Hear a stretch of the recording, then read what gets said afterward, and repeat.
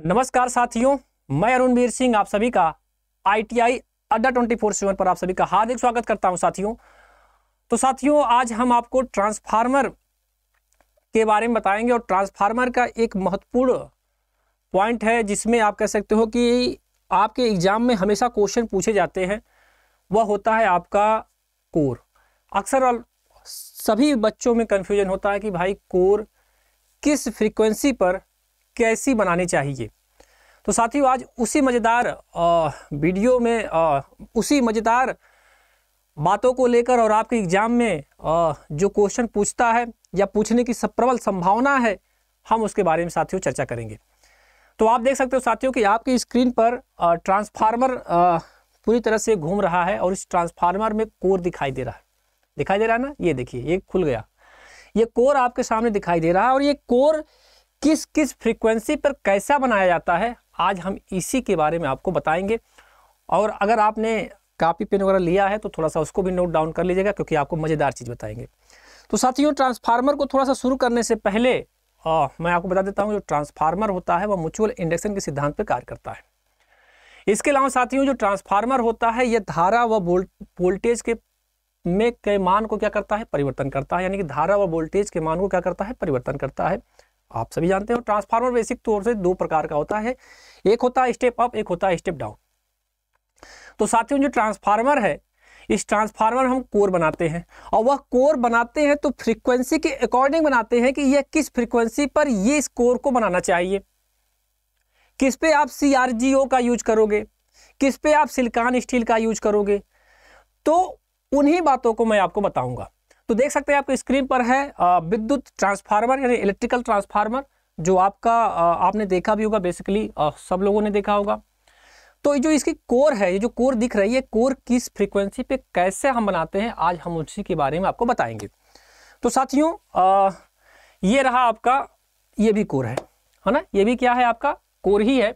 यानी कि साथियों हम कह सकते हैं कि ट्रांसफार्मर का कोर है और कोर पर एक प्राइमरी वाइंडिंग AC सप्लाई हमने दिया और यहाँ पर आपकी सेकेंडरी वाइंडिंग है और ये आपकी प्राइमरी वाइंडिंग है और मैग्नेटिक फ्लक्स उत्पन्न हो रहा है। तो मैग्नेटिक फ्लक्स उत्पन्न हो रहा है, तो जो अंदर की कोर है हम उसकी बात करेंगे, क्योंकि हमारा इस वीडियो में आपको बनाने का मतलब हमारा यह है कि आपको बताना है केवल कि जो ट्रांसफार्मर की कोर होती है वह फ्रीक्वेंसी कितनी फ्रीक्वेंसी पर बनाई जाती है। तो आइए जरा हम लेकर चलते हैं, आपको नोट करिएगा। तो देखिए बेटा, ये आपका ट्रांसफार्मर था और ट्रांसफार्मर में हमने इसको आपको कोर को दिखा दिया। अब इसमें नोट डाउन कर लीजिए। नोट डाउन क्या करना है सर, तो नोट डाउन आपको हमारे एग्जाम के लिए क्या पूछ सकता है, उसी पॉइंट को हम हाईलाइट करेंगे।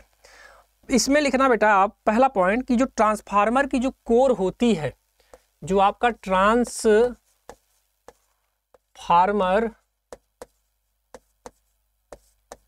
की कोर, जो ट्रांसफार्मर की कोर है, यह हम किस पे डिवाइड करेंगे, आवृत्ति के आधार पर, किस पे, फ्रीक्वेंसी के आधार पर हम इसको डिवाइड करेंगे, जो हमारा ट्रांसफार्मर है। तो इस ट्रांसफार्मर का जो कोर है, यह आपकी एक आती है भाई कि नॉर्मल यानी कि सामान्य आवृत्ति, सामान्य आवृत्ति यानी कि सामान्य फ्रीक्वेंसी पर आप बोल सकते हो बेटा, सामान्य आवृत्ति पर। दूसरा बेटा आपका होता है मध्यम आवृत्ति या मध्यम फ्रीक्वेंसी पर। क्या बोलते हैं बेटा इसको, मध्य आवृत्ति पर, मध्य आवृत्ति पर। यानी कि आज का ये जो वीडियो है, बस आपको ये बताना है कि अगर हम समान आवृत्ति का प्रयोग करते हैं, मध्य फ्रीक्वेंसी का प्रयोग करते हैं, तो हमारा कौन कौन सा कोर जो बनता है वह किस धातु का बनाया जाता है, हम इसके बारे में आपको बताना चाहते हैं। दूसरा आता है बेटा आपका हाई फ्रीक्वेंसी या उच्च आवृत्ति पर, उच्च आवृत्ति पर, ठीक है। जो ट्रांसफार्मर की कोर है, सामान्य आवृत्ति पे किसका बनाएंगे और आपका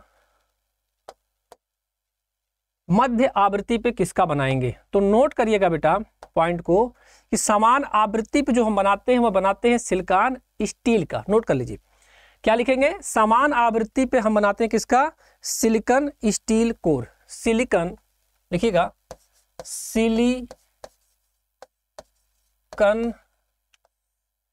स्टील कोर, ठीक है। मध्य आवृत्ति पे जो बनाते हैं बेटा, मध्य पे बनाते हैं फेराइट कोर का, मध्य आवृत्ति पे बनाते हैं फेराइट कोर का। किसका बनाते हैं?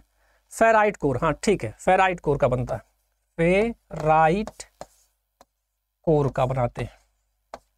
हम अभी आपको ये नहीं बता रहे हैं कि वो धातु में मतलब हम कह सकते हो कि अभी हम एक होता है ना CRGO, cold roll grain oriented, वो भी होता है, लेकिन हम आपको उसकी चर्चा भी नहीं कर रहे हैं, उसकी चर्चा हम किसी नेक्स्ट वीडियो में करेंगे। मतलब मेरे कहने का मतलब आपको है कि जो आप फ्रीक्वेंसी होती है, एक समान फ्रीक्वेंसी, एक मध्य फ्रीक्वेंसी और एक होती है हाई फ्रीक्वेंसी। तो समान आवृत्ति पे हम किसका बनाते हैं? सिलिकॉन स्टील कोर का। मध्य आवृत्ति पे फेराइट कोर का, और उच्च फ्रीक्वेंसी पे वायु कोर बनाते हैं, वायु कोर का बनता है। किसका बेटा बनता है? वायु कोर बनता है।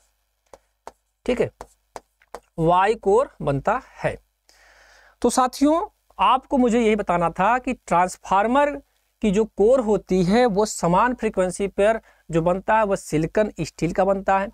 मध्य आवृत्ति पर या मध्य या मिडिल फ्रीक्वेंसी पर आप कह सकते हो बेटा, तो किसका बनता है? फेराइट कोर का। और उच्च फ्रीक्वेंसी पे बनता है वायु कोर या एयर का। तो ये देखिए, ये क्या आपका ट्रांसफार्मर है, और ये ट्रांसफार्मर में जो आप कोर बन रही है उस कोर पर ही हम वाइंडिंग करते हैं। तो अगर समान आवृत्ति की होगी तो सिलिकॉन स्टील का, मध्य आवृत्ति की होगी तो किसकी बनेगी बेटा? फेराइट का। अगर हाई फ्रीक्वेंसी या उच्च फ्रीक्वेंसी होगी तब हम किसका बनाएंगे? वाई का। तो इस वीडियो में आपको कुछ नया भी मिला होगा। ये रहा आपका फेराइट, यानी आपका फेराइट कह रहा हूँ, ये फेराइट को कर सकते हो, बिल्कुल फेराइट हो सकता है, मध्य फ्रीक्वेंसी का हो तो फेराइट कोर हो सकता है कि यह आपका लो का होगा तो आपके साथ समान आवृत्ति का होगा तो सिलिकॉन स्टील का बना देंगे। अगर ये उच्च फ्रीक्वेंसी का होगा तो हम इसको वायु कोर का बना देंगे। तो साथियों बस इस वीडियो में आपको यही आपको बताना था, और आपके एग्जाम से यहाँ से ये हो सकता है कि कभी न कभी क्वेश्चन बन सकता है। तो मैं यही कहूँगा साथियों कि अगर आपको और भी ऐसे ही मज़ेदार वीडियो चाहिए जो आपको कह सकते हो कि आप कह सकते हैं कि सर कुछ ऐसे ही वीडियो बनाइए, तो इसके लिए आपको क्या करना पड़ेगा? आपको हमसे जुड़ना पड़ेगा, और इसके जुड़ने के लिए आपको क्या करना पड़ेगा? चैनल को सब्सक्राइब करना पड़ेगा। अगर वीडियो अच्छी लगी तो क्या करेंगे? आप दूसरे साथी के पास भी इसको आप शेयर करोगे। अगर आपको कोई सुझाव देना है तो आप कमेंट सेशन में दे सकते हैं। तो बस इस वीडियो में हम यही रखते हैं, फिर अगले वीडियो में कुछ और मज़ेदार चीज़ लेकर आएंगे। तब तक आप लोग अपना ख्याल रखिएगा, ध्यान रखिएगा। मिलते हैं अगले वीडियो में। सबको जय हिंद, जय भारत।